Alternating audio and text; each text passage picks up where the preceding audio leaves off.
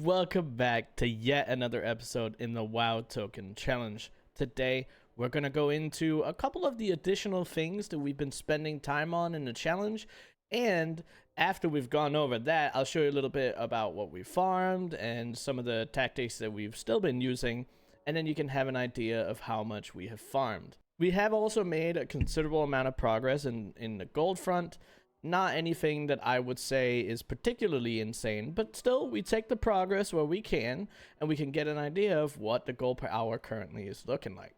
As for any of our other episodes, we are doing a 2 months of game time giveaway.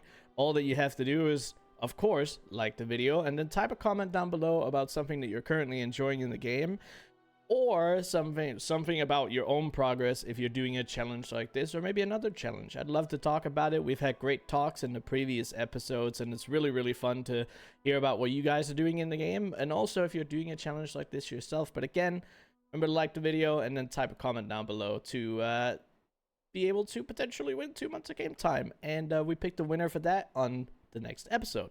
Something that I really wanted to explore this episode was something about pets. Now, pets in Durotar are not really that insane. We can't really get, as far as I have been able to research, we can't get any pets that we can actually cage and then sell on the auction house. And that is a problem. But there is something else that I thought about, and that is flawless battle stones. Now, if you guys don't know what those are, it's the item that upgrades pets to a rare quality. We'll fly over to the auction house real quick so you guys can see it. There's also specific types of it, but this is the one right here, flawless battlestone. And as far as I can tell, you actually have a small chance of getting this to drop from any, and it says any, wild pet battle. So I went ahead and I tried this for about, I want to say somewhere in between 2 to 3 hours, and I didn't get a single one. Now, I have been able to see a couple of forum posts and a couple of Reddit posts and whatnot, and they all say that the higher your level on your team is for pet battling, the better of a chance that you actually have to get one of those flawless battle stones. Now, with a value like 10k on the auction house, with the gold per hour that we can probably expect, it's worth it to spend about 2 to 3 hours, even if that only got us one. But I haven't gotten one yet, and I don't know how much time I want to spend on a maybe, because I have not been able to find a single confirmation on the fact that we can get a flawless battlestone. Now, it does say any wild pet battle 1, you can potentially get it as a reward. So if any of you guys know if this is possible in Durotar, or if you tried this yourself and you can send me a screenshot or something, I'd love to see it. Because if I can get a confirmation that this actually works, I feel like it's super worth it to try and spend some more time on. We could have also just been super unlucky, because for the stats that I've seen, people with almost max level teams, they've spent hours and hours on it and still not gotten a single one. But then there's other people that have been able to get a couple every couple of hours. So it's a very small amount of information, so maybe here in the comments we can talk it out a little bit more, because I'd love to try and see what's up. I also don't want to use like super high level pets or pets that we can't use in the zone. So once we get into other zones, if we don't end up using pets much for this zone, we will actually only be using the pets that we can get in that particular zone, which these Spiny Lizard, Black Kingsnake, and Toad, they're all from Durotar. So if we were to move into something like Barrens, we would only use the pets that we can get from that zone to do whatever pet activity that we want to do. So hopefully that makes sense to you guys, but that is one thing that I wanted to explore. So if you have any information on that, please type that in the comments down below. Something that I have also considered as a pretty worth thing, especially if I have some AFK time or I need to do a couple of things besides the actual challenge, is tailoring. This is the wrong building. I put myself outside the wrong building. Don't worry about it. So in tailoring, because we can farm Ragefire Chasm, but also because we get linen cloth from the open world, we obviously get a lot of linen cloth, we can actually use that to our advantage, especially with enchanting. So if we go into tailoring and we just start making bolts of linen cloth, we have access to some recipes. Now, these recipes are only what we can actually get out of this super early stuff. And from what I've been able to tell, the cheapest recipe that we can make with our current level is a heavy linen gloves. These cost 2 bolts of linen cloth and a coarse thread. Now, the vendor that we can buy the coarse thread from, it goes for about 9 copper, so that's almost nothing. And then, of course, the bolts of linen cloth cost 2 linen. So it's about whatever. Right now the minimum buyout is 7 silver, and with the auction house cut it might be like 6 maybe, but regardless, if we say 7 silver, this is about 14 silver. Now right now these go for 25 silver in the auction house, so we can also just consider the price of that. So if we say 25 silver plus the 9 copper, 25 silver and 9 copper, that's how expensive this is to make. Now, how much can 25 silver bring us? Well, I'll just craft a couple of these so you guys can see it, because I've crafted quite a lot of these and disenchanted them. And the way that I've done it is we just make a simple disenchanting macro. And all it is, just to show you guys, it's this one here. It's /cast disenchant. And then right under it, you do /use heavy linen gloves. And what this does is, as soon as this is in your inventory and you click that macro on your action bar, well, it's just going to start disenchanting it. And as you can see, we are getting strange dust out of it. And it's not only 1, but sometimes it's 2.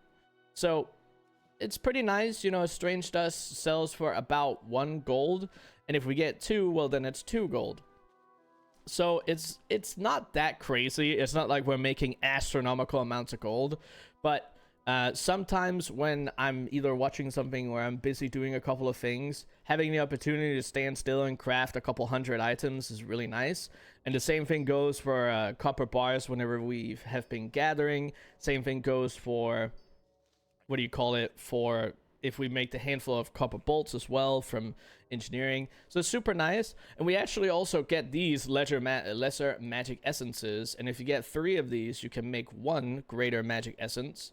Right now, their value in the auction house is pretty high, but it's nice. You know, we probably get somewhere between 1 and 2 gold in value per craft of the heavy linen gloves, or gloves rather. So because of these bolts, I find it pretty worth it. Even if you were just a majority of the time just trying to make the bolts of linen cloth to get a little bit more value, it's pretty nice. If you need yourself a little break, or if you've done a lot of farming and you go AFK for a couple of minutes, and it's nice to have an opportunity to craft a couple of things outside, you know, the regular copper bars and handful of copper bolts, and if you do alabaster pigments as well. So there's a nice little bonus as well for enchanting.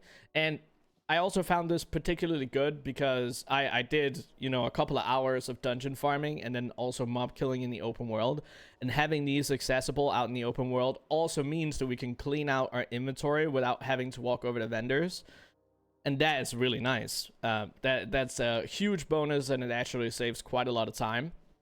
You can just disenchant items because it obviously it only turns into the same sort of materials, and because we can have 1,000 of each of them, it takes up very little inventory space. So it's also a big bonus on that front. It doesn't really count for the real if you don't play a challenge, but because of the rules that we have for this challenge, it's a nice bonus. But hopefully that makes sense for you guys. All of the enchanting materials, they have sold without any issue.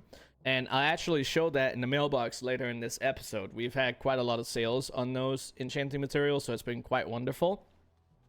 So we're making good progress. We're still finding new stuff to do, and it's going great. Something that we have been farming a lot of when we've been waiting for our Ragefire Chasm runs to reset.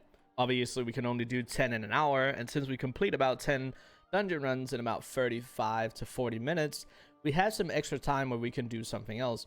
And if that goes for auction house reposting, that's good. But sometimes I run out into the open world and we start killing some mobs as well, because there are a lot of pretty decent items that we can actually use to our advantage. So you can see these chargers, boots, the shield, the bindings, then there's primal gear as well. And there's also some of the tribal stuff, the war torn. This is all like super classic OG Mog, and they're also pretty low drop rate white items. And since you can transmog them, a lot of people actually want these items. I do want to say that their value on the auction house is a little bit inflated. And you can tell that that's the case as well, because whenever you lower the price, the people that also are posting on these markets will instantly follow that price easily. You could potentially sell it for a considerable amount of gold. I have seen screenshots in the past of people selling these pieces for astronomical amounts. But we are probably just looking at, I mean, you can look at these prices, 3, 4, 5, 6,000 gold maybe. That's all we're looking for these items, because you can see the region sale average on this one is 1,400. And you can see in this one it's 500. This one is 1,900. This one is 2,300.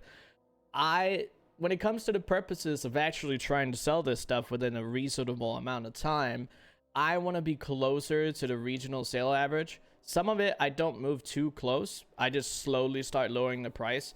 And it's a tactic that a lot of people don't like when it comes to transmog.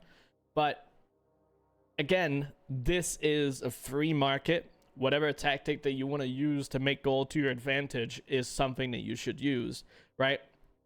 We are not talking about items that are selling all the time here. If you have a very, very popular market with something that is constantly selling, like if you go for something like the Time Worn set, this stuff sells really often because this is a really, really good looking set that a lot of people enjoy. Something like this is fine to keep the price up on, because if this has been consistent throughout a long period of time, and you can see a lot of people selling for great prices on here, you can also see the amount of competition on a market like this is almost nothing. So it's a little bit easier to keep the prices up there. So I would say, like, for markets where stuff doesn't sell all the time, it's fine to start lowering the prices a little bit, at least in my mind. I do want to say, if some items are incredibly rare, and we're not talking about white pieces of mog here, I would say it's probably more worth to keep the prices up, or if you're not in a hurry to make gold. But since this is a challenge where we're trying to unlock zones, I will start lowering the prices. And if somebody else comes in to start flipping my items, I mean, I'll take the gold and I move on. Because the way that our gold per hour looks right now, if we actually try really hard, it's about 3,000 or 4,000 gold an hour. So if we sell any of these items, these top value items that we have here, we save hours, many hours, like 1 hour per item. So again, I'd love to be able to sell those for those prices, because why not? It helps us out by a ton. Another thing that I wanted to show you before we actually move into some of the progress that we've made today with our usual farming routes. If you want to see a little bit more about the farming routes that we're using in the open world, we've gone over that in the last episode, in episode 4. Make sure to check out all the other episodes as well if you're interested. And we've also been in Rage Fire Chasm. Now, I don't exactly remember the amount of hours that we ended up on in the last episode, but right now we are 2 days and 10 hours. So in total, that's about what, 58 hours and 58 hours. So we're at quite a lot of hours. We've spent a lot of time here. Again, this is something that is completely insane when it comes to being any type of efficient with gold making, but I have really been enjoying this challenge quite a lot, and pushing myself to be really creative with making gold in all sorts of ways is really fun. So it's good stuff. We're making good progress, but that's how much time we've spent. So if you guys watched the last episode, you'll know how much of a time difference we've gone over. So without, okay, I'll take this all out. This is some expires. The progress that we have made has been quite glorious. It's not anything insane. We still got a ways to go, but I do want to show some of the gold that we have been able to make. Now, we did both gather quite a lot, and we also did farm a considerable amount. One thing that I want to show you guys is the gateway control shards. We actually got insanely lucky, and we were able to sell 5 gateway control shards. These all sold right after each other, almost, because I sold the 2 that I had on the auction house instantly, like right after each other. And then I was like, okay, well, that's insane. And to not have to restock them super fast again, I bought 3 additional ones, and they all sold. Now, I posted them up on the auction house as well, and those items actually are not. They're now back to a reasonable price again, because selling them for 1,000 gold was pretty insane. That's the highest price that we've seen so far, but you can see here that's the price that it was up to, but now it's down to 230 gold again, which is not a big issue. I mean, we buy them for 135 gold from the vendor, but we absolutely take it. It's a huge amount of gold to make from a vendor item. So really happy with that overall. We also sold one of the patterns that we've been able to get from farming. I'm pretty sure that this was a open world thing, but it could have also been from a vendor. I kind of forgot about that. But 474 gold, we take it regardless. There's a lot of materials, as you can see. Some of the enchanting materials that we've been getting. There's a good amount of them as well. Then you can see here, all of these items. There are some of these are greens, and some of these are white and gray items. Not anything of particularly crazy value. Something that I've also decided is that to make sure that we don't overpost a bunch of this stuff, if we have greens that have somewhat low value, or if we have 5 of them already, they are going to get disenchanted, because that way we can get some instant, potentially more higher value out of it than vendoring it. But you can see something like this shadow wand right here. It vendors for 2 gold and 11 silver.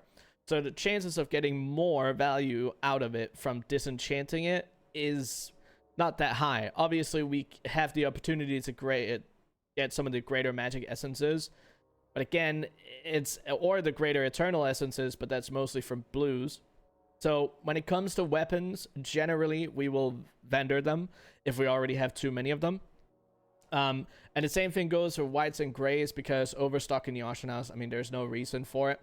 Also, if the greens have, I want to say, under 50 gold of value, and we already have 1 or 2 posts on the auction house, it's getting disenchanted as well, just to, you know, make it a little bit easier and get some more consistent gold from enchanting as well. So that's why you can see a lot of enchanting materials here in the auction house. We have started to disenchant quite a lot, because posting hundreds and hundreds of items and reposting them, it does take quite a considerable amount of time, and we want to spend as much time away from the auction house as possible, but we also want to be able to sell our stuff.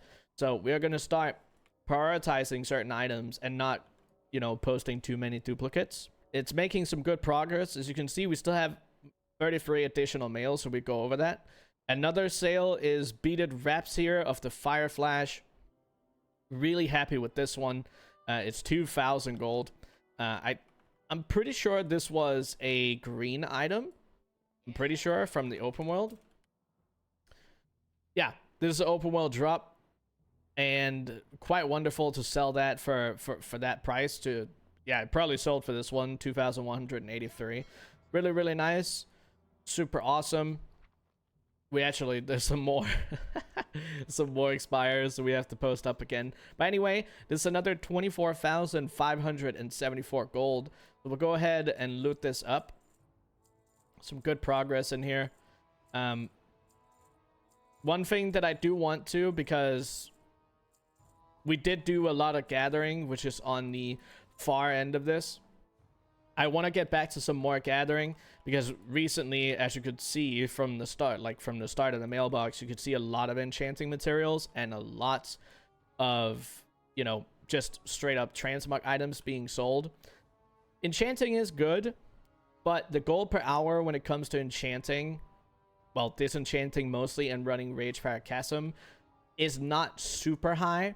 It's decent, but it's not super high, because we do get the 600 to 800 gold raw gold value, and then we get an extra, I want to say 500-600 gold, maybe actually a little bit more.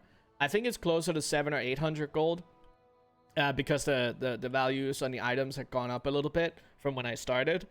It's closer to 700 or 800 gold for the gold per hour, because when you consider that it only takes 35 to 40 minutes to run through Ragefire Chasm in 10 runs, it would be closer to, I want to say, 700 to 800 gold.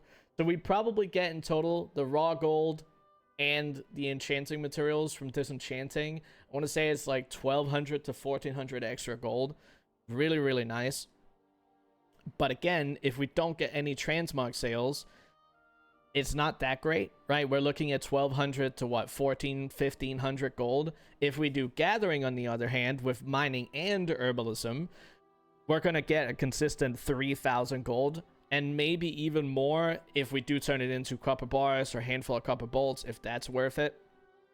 Or alabaster pigments, if that's worth it for some of the herbs as well. That's one thing that we actually haven't done in pretty much since the last episode, is herbalism. I did pick up mining, and I had it for a considerable amount when we were running it around, killing mobs as well. But we should get back to some more herbalism as well, and some mining, because I think that's going to be a little bit more consistent gold. But again, I really enjoy the enchanting, so we'll see what happens. I'm actually happy with just doing whatever I feel like I'm doing. But this is another 4,942 gold. The big ticket item here is the Primal Buckler. This is one of those sets, the white quality sets that people really enjoy. So this is something that I want to take. 3,800, super nice. I can't complain. And then the rest of this is a bunch of random materials. You can actually see that we've been selling crawler meat and raptor eggs.